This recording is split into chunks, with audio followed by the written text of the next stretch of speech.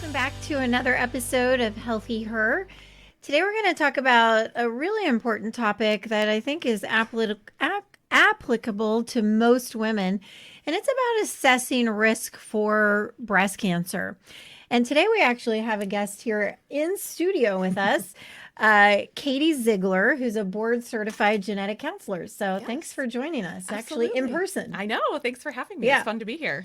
So, can you just tell us a little bit about first what is a genetic counselor and how did you become one and what do you actually do? Yeah, absolutely. Genetic counselor typically has a master's degree. It's a profession where we're trained to help people understand and adjust to genetic information. So whether that's a diagnosis they have themselves, maybe an elevated cancer risk caused by a gene that we'll talk about today, or even genetic risks related to pregnancy and reproduction. So.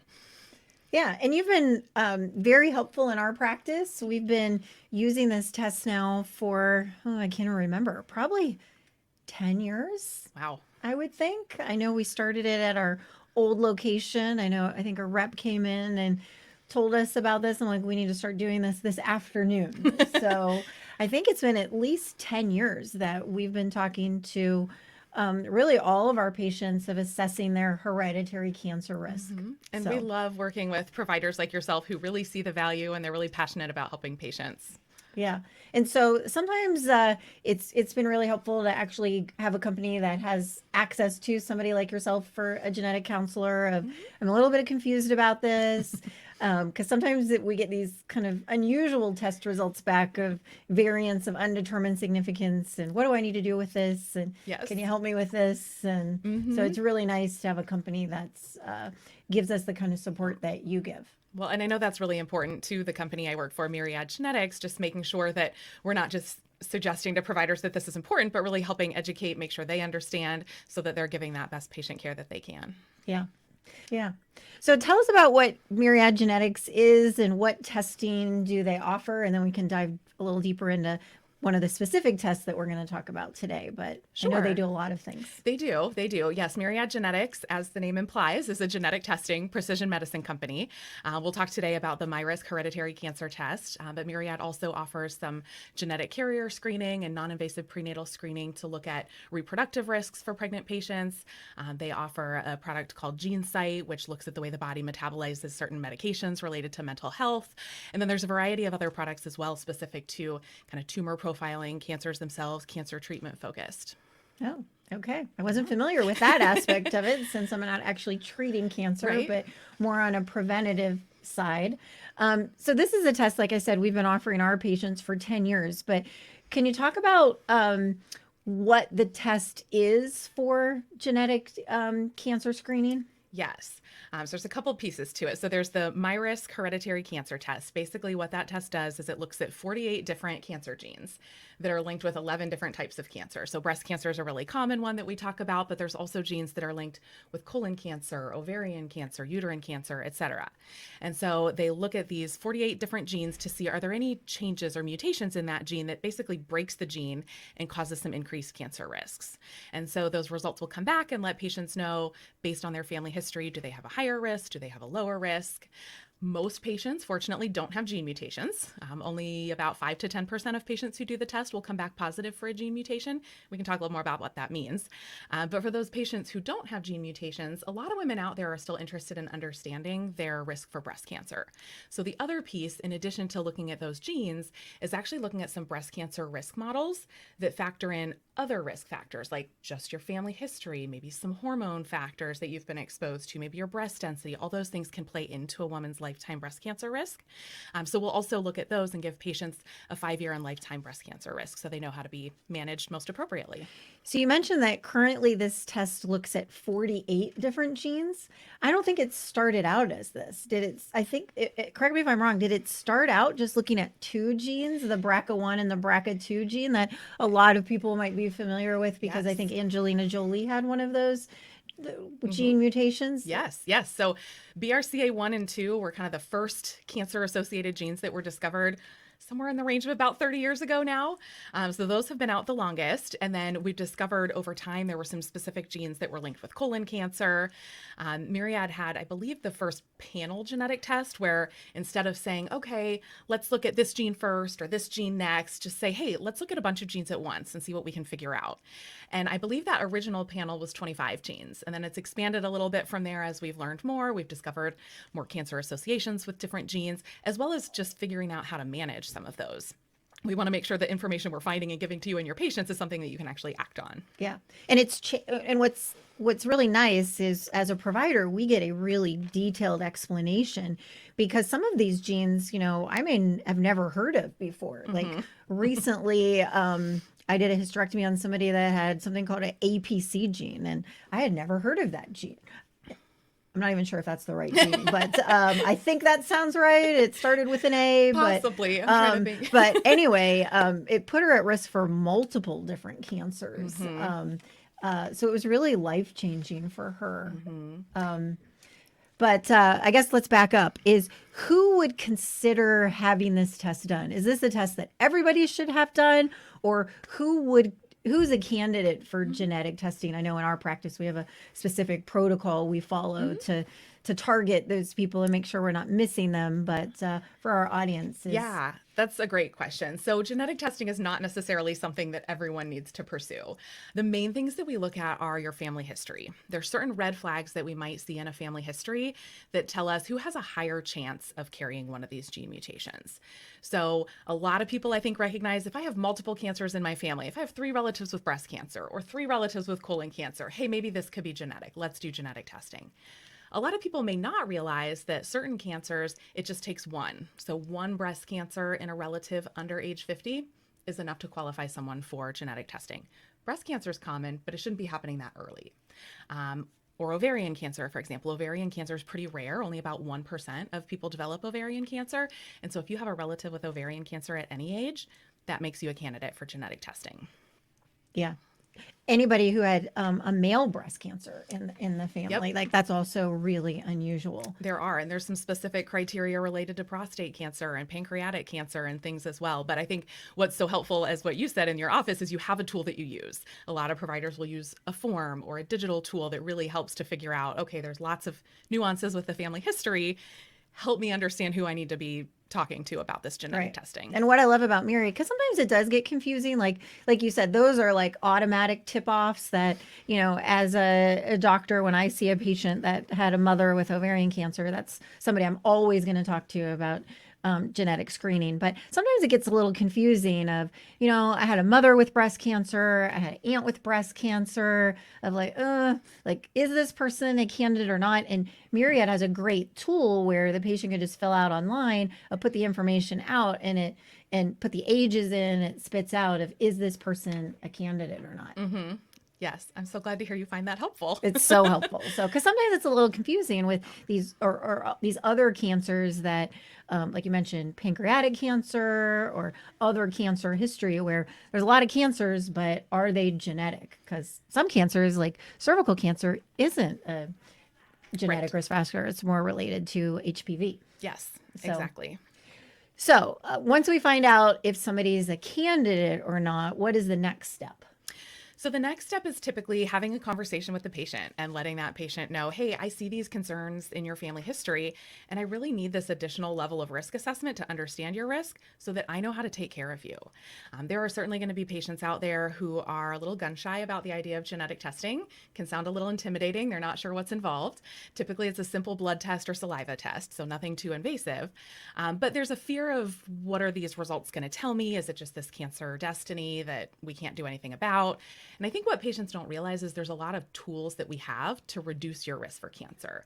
So if we know you're at a higher risk, there are interventions we can do. We can do screening earlier. We can do screening more frequently to either prevent it, catch it early, really make sure that we're maximizing your health. So it doesn't necessarily mean like, I don't want this test because I'm not going to have a mastectomy. So what's the point of doing that test? It doesn't necessarily mean you have to do that. Absolutely not. There is no recommendation out there. Even if you have the very high risk gene mutation with BRCA1, there's up to an 87% lifetime risk of breast cancer with that gene. And even for that highest risk gene, the guidelines still don't say you should go out and have a mastectomy. They say you should offer that to your patient as one of the things on their menu of options. But a lot of patients are perfectly content just doing extra screening. I'm going to do a mammogram and a breast MRI every year. And if something happens, we're going to catch it early. And that's perfectly fine. So you mentioned with the BRCA1, what your lifetime risk of breast cancer is, 87%. If somebody doesn't have the gene, at least what I tell my patients is about 12% of people get breast cancer in their lifetime. So if you do have that gene, you're going from a risk of 12% to 87% risk with a BRCA1 gene. Yes, it's a huge jump. And that's why it's so important to know, because if you have a patient sitting in front of you with a 12% risk and another patient with up to 87% risk, you're going to take care of those patients very differently. And really, the only way to know who's who is to get that genetic result. Maybe one patient has a strong family history, and so you imagine their risk is a little bit higher, but it's hard to really know for sure without having that genetic information. What's the risk with the BRCA2 gene? Oh gosh, so the breast cancer risk with the BRCA2 gene, I think, is up to 84%, so it's very high. The ovarian cancer is where the risks are a little bit different. So with BRCA1, ovarian cancer is over 60% risk, but with BRCA2, I want to say it's 24, 27, don't quote, it's lower. Okay. And similarly, like you brought up male breast cancer earlier, male breast cancer is notably higher with BRCA2. It's in that 6% range, whereas with BRCA1, it's not quite as high. And the prostate cancer risk is higher with BRCA2. So every gene's a little bit different, but like you said, on the test result, we really spell out for you what are the cancer risks, how high are those risks, and what do societal guidelines say you should do in terms of screening and managing your patient. Yeah. So what are some of those things other than having a mastectomy? If you do come back with one of these genes that puts you at significantly increased risk of breast cancer, what are some of the choices? Yeah, absolutely. So I think most of the management falls under kind of three buckets. So there's the screening bucket, things like breast cancer and colon cancer. We have really good screenings for them. So if we know you're at very high risk for one of those cancers, maybe we'll start your mammograms when you're 30 and we'll start breast MRIs when you're 25 instead of waiting until you're 40. Maybe we'll start colonoscopies for you when you're 20 or 25 and do them every year instead of waiting until you're 45 or 50 to get started on those. So screening is a really big one. Unfortunately, not all cancers have good screenings. So there's also ovarian cancer, for example, where we don't have great screening tools. And so for patients who have a really high risk for ovarian cancer based on their genetic result, there actually is more of a recommendation to consider getting your ovaries surgically removed once you reach a certain age and you're finished having children. As I'm sure you know, ovarian cancer is typically picked up late and doesn't have a great prognosis because of those poor screening. And so really the only tool we have is to prevent that altogether by getting those ovaries out. And then there's also some cancers where medications can help reduce the risk. Aspirin has been shown to reduce some colon cancer risk. Something as simple as an oral contraceptive can reduce ovarian cancer risk. So there's a lot of really easy things that providers can do and talk to patients about that don't involve surgery or anything like that. Right. Or even pre-surgery for somebody that has ovarian cancer. If they get tested at a young age, maybe they want to consider pelvic ultrasounds, which, again, it's not a great test, but at least it's something that you can be doing until you've completed childbearing and consider having your ovaries removed. Exactly. So what is the process? We, as practitioners or physicians, we identify somebody who might be a candidate for this. We talk to them about the pros and cons of having this test done. And they say they want to do it. You mentioned it could be a blood test or a take-home saliva test. I personally like to do blood tests. I think it's... we usually get the genetic material versus sometimes I think there's some downsides of doing saliva tests, but if somebody didn't want to get blood tests, it's certainly an option. Yep. Yeah, it's an option. And when they work, they're both equally accurate and equally valid. There's just some nuances with the saliva test. If someone's been eating, drinking, chewing gum, it can contaminate things. And so there's a little bit higher chance of not being able to get clean DNA for the testing. But when it works, it's just as accurate as blood. Yeah. So we send the specimen to your company. Yes. And then what about insurance coverage? Is this something that's covered by insurance? That is a fantastic question. And it has come a very long way over time. So I think a lot of patients hear genetic testing and they think thousands of dollars. Yes. Exactly. And that hasn't been my experience taking care of patients. Back in the day, it was. But insurance companies have really seen the light. They absolutely recognize that preventing cancer is infinitely cheaper than treating cancer.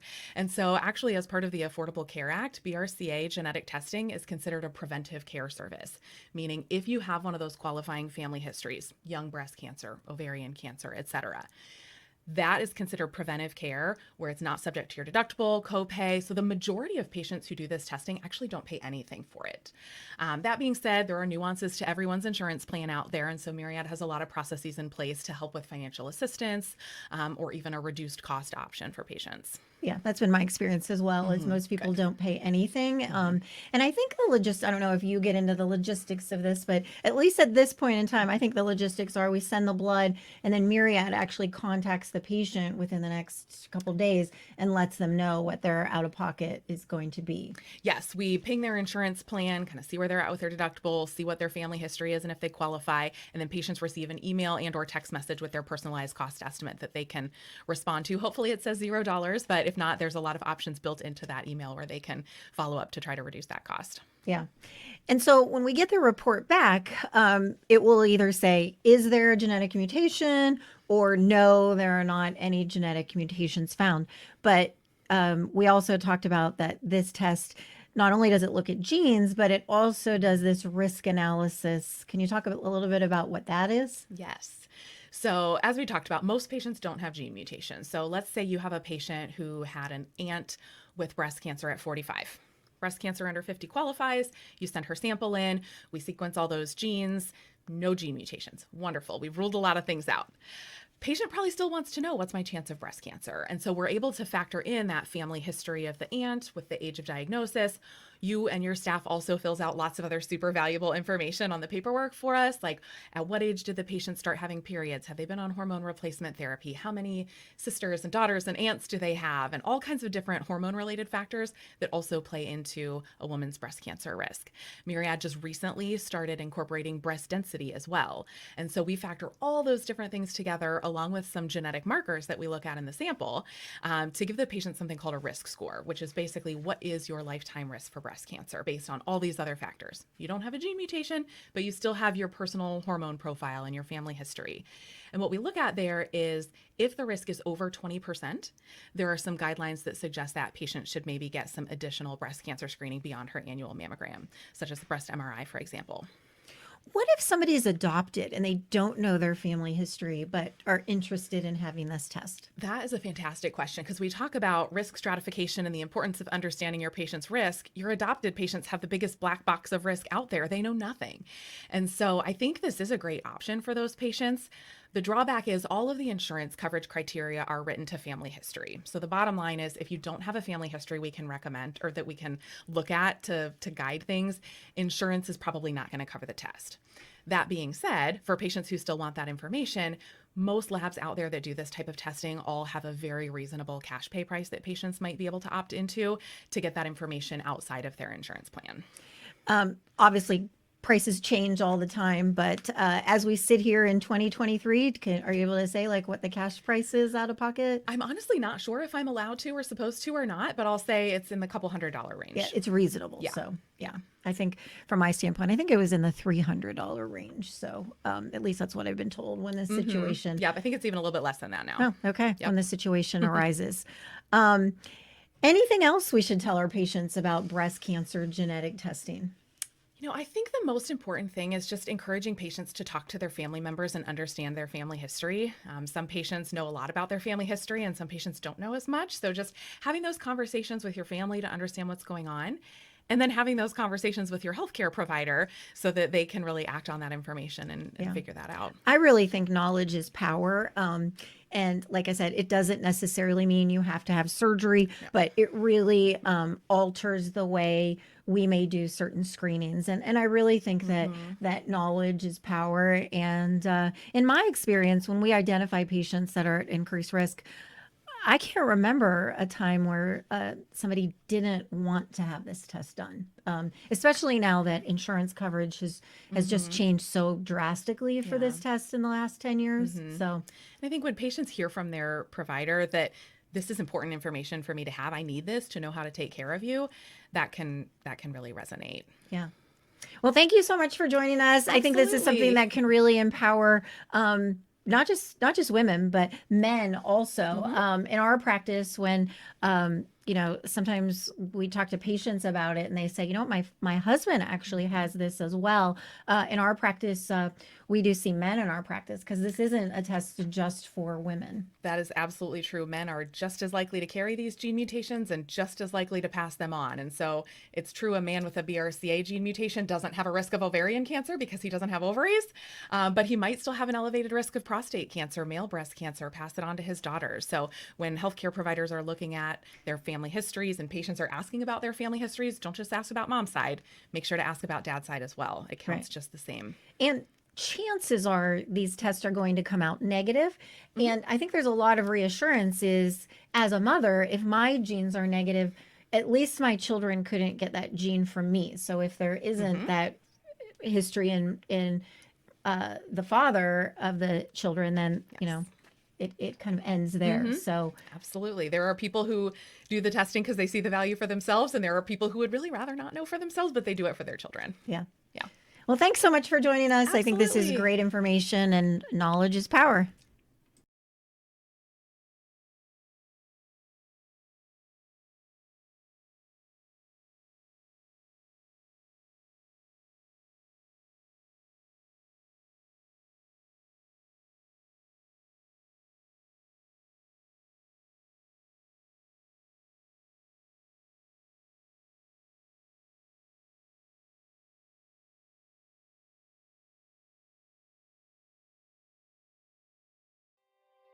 Thank you for listening to this episode of Healthy Her. You can find us on Instagram, Facebook, and the web. Go to www.dramybrenner.com to learn more. This podcast is for general information only and does not constitute as medical advice, the practice of medicine, nursing, or other health